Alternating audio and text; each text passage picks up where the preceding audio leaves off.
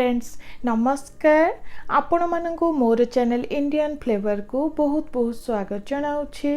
Friends आज आनी अति सुआदिया चिकेन कषार रेसिपी भात हो कि रुटी निश्चित ट्राए करेंगे, बहुत भल लगे। जदि आज ही रेसिपीटी आपण मानकु भल लगे तो गोटे लाइक करदेवे, नुआ थिले आगु को नुआ नुआ वीडियो देखिबा पाई चैनल टी को सब्सक्राइब करने को भूलिबे नहीं। तो देरी न करी चलंतु आज ही रेसिपीटी को स्टार्ट करिबा।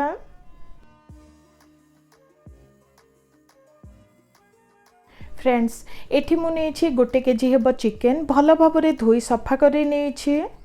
प्रथमे चलंतु सेथिरे आधे चमच हेब हळदी गुंड को दबा,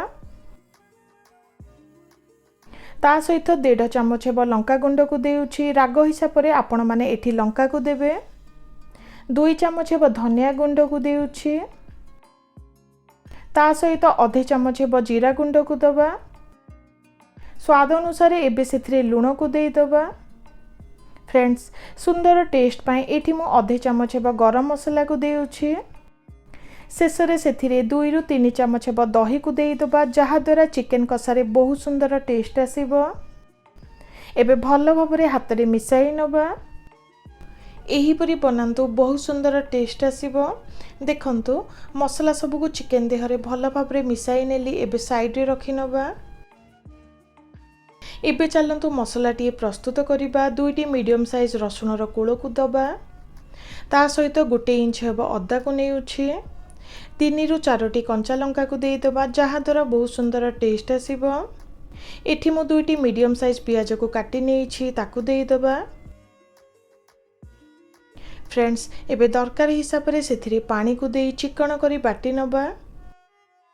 देखंतु चिकन करी बाटी नेछि। मसला बटाटी हमर रेडी हे गला। चिकेन कसिबा पय एठी देखंतु गोटे मोटा कड़ाई को नेछि, जहा द्वारा बहुत सहज रे ओ सुविधा रे चिकेन कसी परिबा।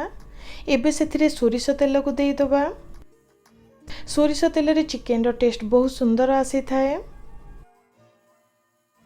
किछि समय परे देखंतु तेल गरम हे आसिलानी। एबे सेथिरे 3टी सुखिला लंका किछि सुखिला मसला को दे दबा,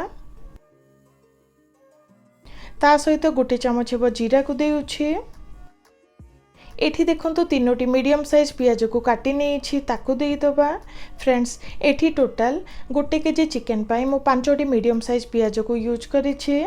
पियाज को देला परे टिके बादामी रंग हेला जाय भाजी नबा। फ्रेंड्स देखंतु पियाज को टिके बादामी रंग हेला जाय भाजी नेछि। अधिका भाजीबार किछि दरकार नहे। एबे सेथिरे मसला बटा को दे दबा।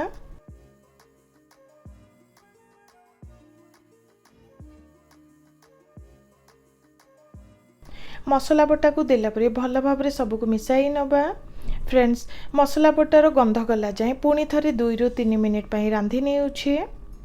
देखंतु एही परी कवर करी नै 2 रु 3 मिनिट पई रांधी नबा।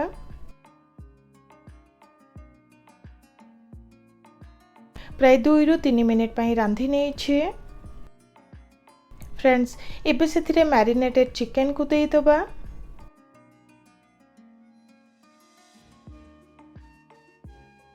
चिकेन को देला परे भल भाबरे सब को मिसाई नेउछि। देखंतु चिकेन को भल भाबरे मिसाई नेछि। एबे कवर करी नै प्राय 10 रु 15 मिनिट पई मीडियम हीट रे कसी नबा। प्राय 10 रु 15 मिनिट पई कसी नेछि। देखंतु तेल बाहरिबा को स्टार्ट करलानी। फ्रेंड्स एही चिकेन कषारे पानी ऐड करिवार किछि दरकार नुहे। पियाज रे थिबा पानी और चिकेन देह रे थिबा पानी रे ही चिकेन सब कसी जिवो। एबे कवर करी दे प्राय 5 रु 10 मिनिट पई मीडियम हीट रे कसी नबा। देखंतु 5 रु 10 मिनिट पई रांधी नेली। टिके तेल बाहरिबा को स्टार्ट करलानी। एठी मु गोटे टमाटो को काटी नेछि, ताकू दे दबा। ता सहित किछि कंचा लंका को काटी नेछि, ताकू दे दबा। किछि धनिया पत्र को दे दबा, जहा द्वारा बहुत सुंदर टेस्ट आसीबो। फ्रेंड्स भल भाबरे एबे सब को मिसाई नेउछि। भल भाबरे मिसाइबा परे कवर करी नै प्राय 3 रु 4 मिनिट पई कसी नबा। देखंतु 3 रु 4 मिनिट पई कसी नेछि। बहुत सुंदर बास्ना आसिलाणी देखंतु चेक करिबा चिकेन भल भाबरे सिझी गलाणी आउ टिके टेस्ट पाई अधे चामच हेबो चिकेन मसला को देउछि फ्रेंड्स एबे पुणी थरे 2 ରୁ 3 मिनिट पाई कसी नबा